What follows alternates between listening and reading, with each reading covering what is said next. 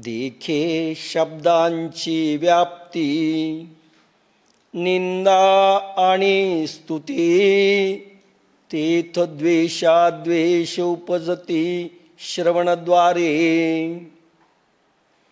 शब्द या स्पर्शाची व्याप्ती पहा. जर कानाने निंदा ऐकली तर द्वेष उत्पन्न होतो आणि स्तुती ऐकली तर संतोष होतो. अर्धवट सुटली होती एवढंच, किंवा जवळपासही पूर्ण झाली होती. आता सर्वजण म्हणतायत. पुन्हा थोडं याचं हे पाहू. भगवान अर्जुनाला सांगतायत, अर्जुना, मनुष्य प्राणी इंद्रियांचा गुलाम असतो, इंद्रिय ताब्यात नसतात, विषय विकारामध्ये गुरफटलेले असतात, आणि म्हणून माणसांचा जीवभाव जागा असतो. हे खरं त्याच्यातलं प्रिन्सिपल. प्रत्येक माणूस म्हणतो मला वेळ नाही, अध्यात्म करायला वेळ नाही. असा एकही माणूस नाही की जो स्नान घरी करत नाही रोज किती. असा एकही माणूस नाही जो झोपत नाही. एकही माणूस दिसत नाही जो जेवत नाही. कितीही बिझी शेड्यूलमध्ये तो जेवतो. फक्त अध्यात्म फुरसतीच्या क्षणी करण्याचं, जुळलं तर करण्याचं, असं केव्हा मनात येतं? कारण आम्हाला प्रायोरिटी इंद्रियांच्या विषयांना द्यायची. इंद्रियांच्या विषयांना आम्हाला प्रायोरिटी असल्यामुळे आम्हाला नको वाटतं. अध्यात्म शेवटच्या नंबरला, शेवटच्या लाईनमधला विषय आहे.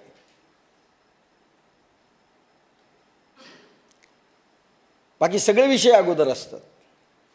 पिक्चरला जायचं म्हटलं तर सगळं आपण सोडून निघून जाऊ, किती बिझी शेड्यूल असू द्या. पण अध्यात्म नाही. याचं कारण विषयांचे गुलाम आहोत. कशा कशाचे गुलाम आहोत आम्ही? शब्द. पण शब्द देखील दुहेरी हत्यार आहे. चांगला आणि वाईट ह्या दोन्ही गोष्टी कानाने ऐकाव्या लागतात. कानाचा विषय आहे शब्द.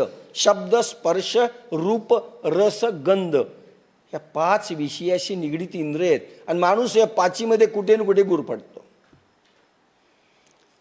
कधी तो ऐकत बसेल त्याच्यात गुरफटतो. संगीत असेल, ऐकण्यामध्ये तो रममाण होतो. प्रवचन असेल, ऐकण्यामध्ये रममाण होतो. कीर्तन असेल ऐकण्यामध्ये, पिक्चर असेल ऐकण्यामध्ये. आणि वाईटही गोष्टी, निंदा, मी म्हटलं कालच, सगळ्यात जास्त बायांचा आवडीचा विषय निंदेचा रस चाकण्याचा. एक निंदा रस नवीन आहे. हे बाकीच्यांनी 9 रसच काढलेत. फार पूर्वी काढलेले आहेत म्हणून 9 रस यायलेत समोर. त्याच्यात माऊलींनी बिभीच्छ रसाचं वर्णनच केलं नाही, शृंगार रस.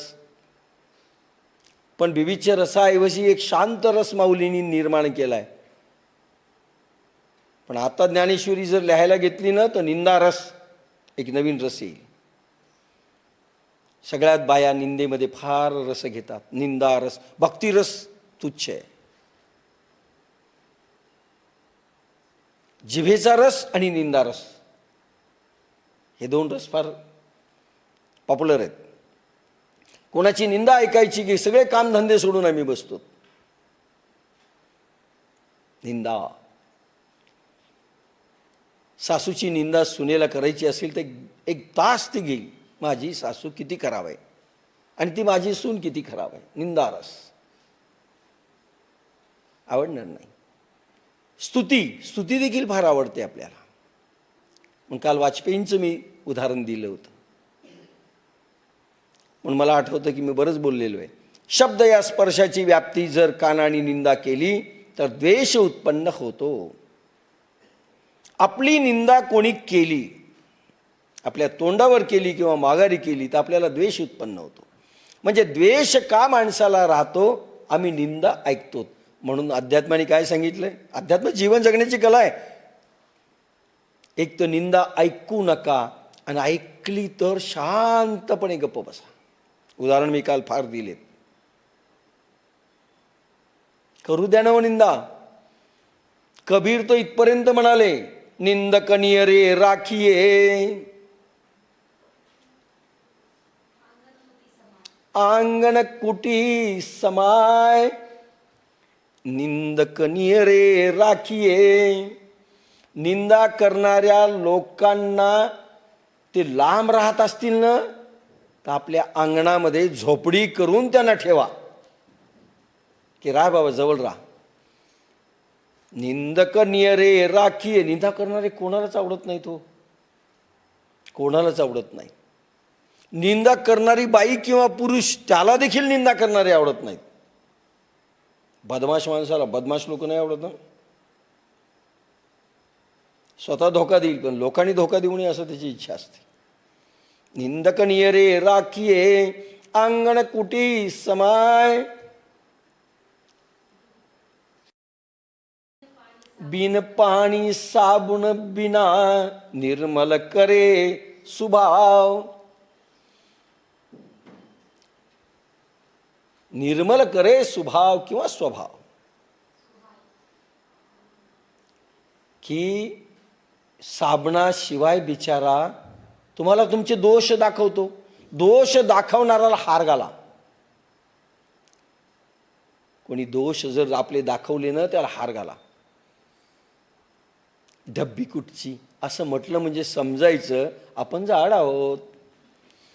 ती का म्हणली म्हणून आपण भांडतो तसं नाही. आपण म्हणजे आपण कुठेतरी बेडप दिसायलो.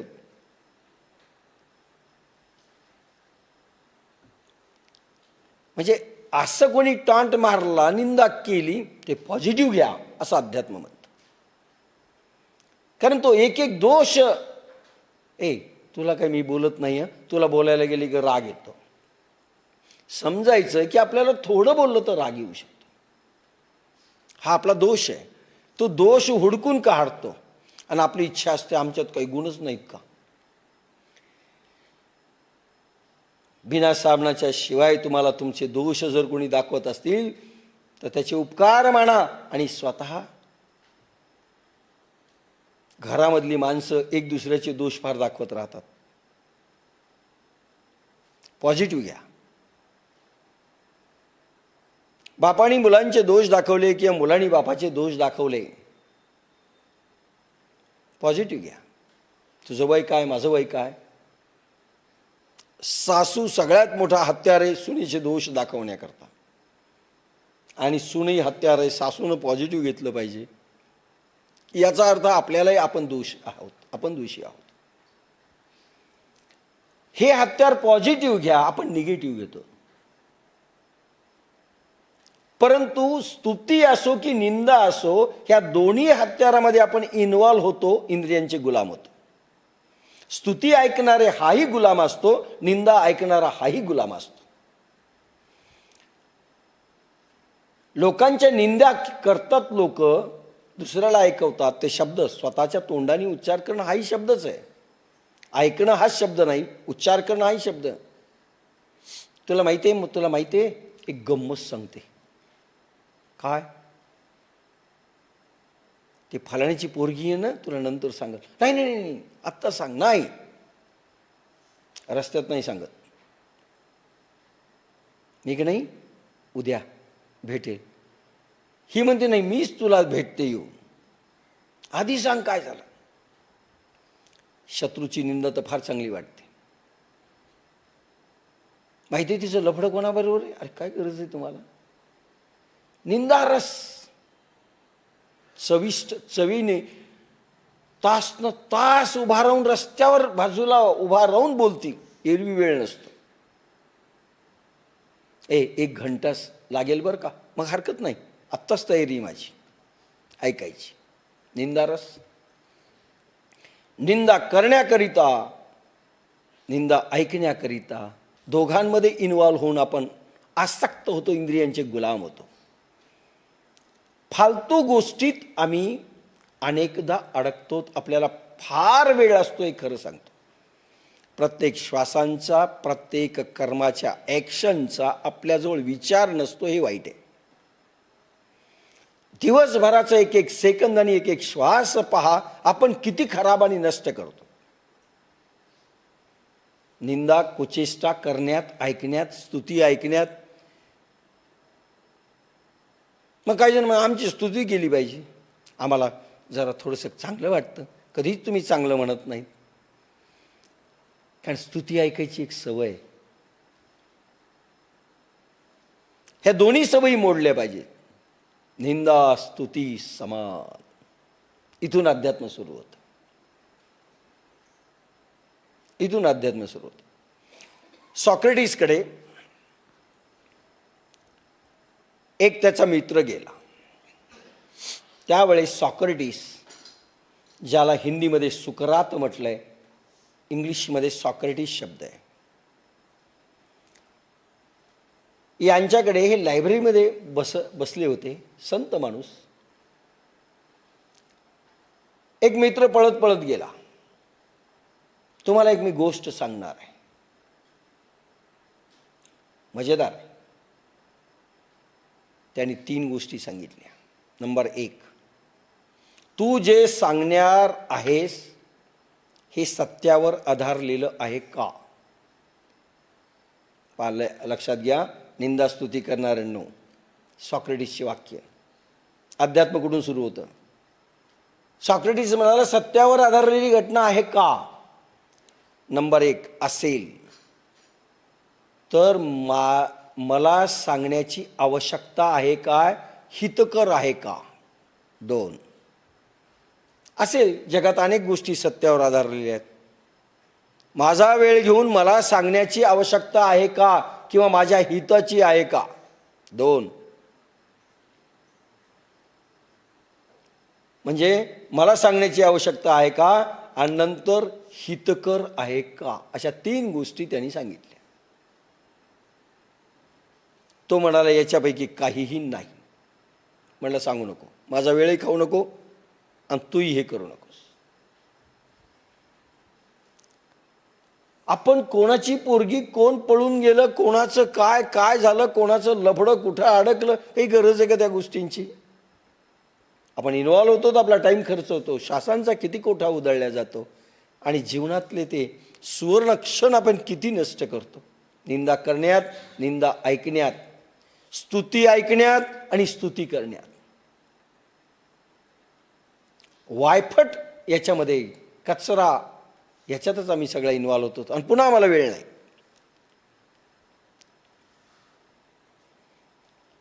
देखे शब्दांची व्याप्ती, शब्द या स्पर्शाची व्याप्ती पहा.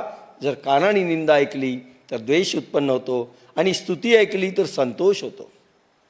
म्हणजेच राग होय, आणि पृथ्वीभोवती 3.5 फेरे ह्या भावना लहरी मारतात.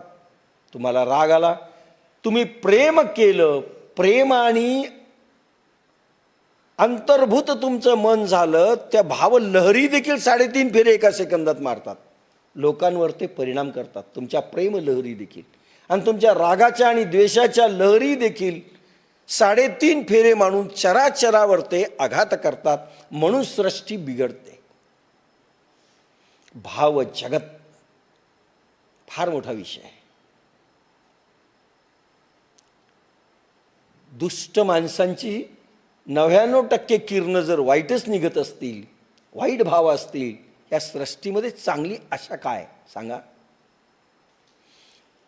घरामध्ये दुष्टतेचा विचार करणारे सगळेच माणसं असतील एक दुसऱ्याच्या विरुद्ध, त्या घराचं काय चांगलं होणार आहे मला सांगा? एक माणूस फक्त चांगली किरणं फेकतो, बाकी वाईटांचं, शेवटी वाईटांचाच निर्णय जास्त सक्सेस होईल. भावजगत, भावकिरणं फार मोठा महत्त्वाचा विषय आहे.